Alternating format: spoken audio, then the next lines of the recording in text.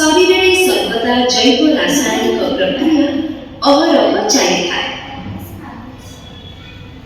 ଆମେ ଗ୍ରହଣ କରୁଥିବା ଖାଦ୍ୟ ଓ ଅମ୍ଳଜାନରୁ କୋଷ ଆବଶ୍ୟକ ମୁତାବକ ଶକ୍ତି ପାଇଥାଏ।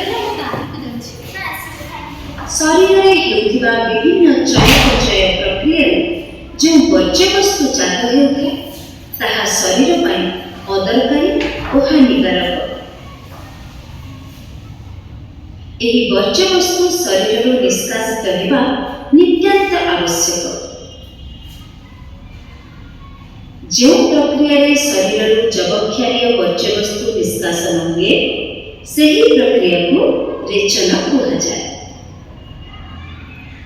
ଏହି ବିଶେଷ ବ୍ୟବସ୍ଥା ବର୍ଜ୍ୟବସ୍ତୁଗୁଡ଼ିକୁ ନିଷ୍କାସିତ କରି ଶରୀର ଭିତର ପରିବେଶକୁ ପ୍ରଦୂଷଣ ମୁକ୍ତ ରଖିବା ସହ ବିଭିନ୍ନ ଜୈବ ରାସାୟନିକ କାର୍ଯ୍ୟକଳାପର ସନ୍ତୁଳନ ବଜାୟ ରଖି ଶରୀରକୁ ସୁସ୍ଥ ରଖିବାରେ ସାହାଯ୍ୟ କରିଥାଏ।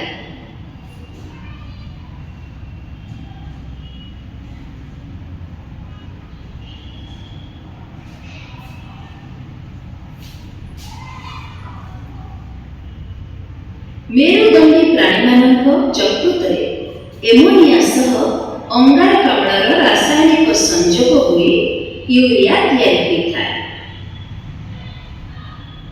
यूरिया NH2 CO NH2 जल द्रवणीय यह रक्त में मिसी बृकक्रे पहुंची था। बृकक्रे रक्त यूरिया अलग हुए और जल में द्रवीभूत हो मूत्र सह शरीर बाहरी जाए।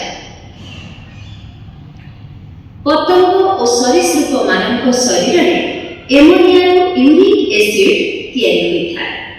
यूरिक एसिड जल में अद्रवणीय मूत्र तैयारी पर यह द्रवण सहजरे अलग हो जाए। द्रवण में जल रक्त भीतर को पुनर्बार शोषित हो चली जाए। पतंग विहंग और सरीसृप आदि प्राणी रेचन प्रक्रिया अधिक जल क्षय करती नहीं। यूरिक एसिड मल सह निष्कासित होता है।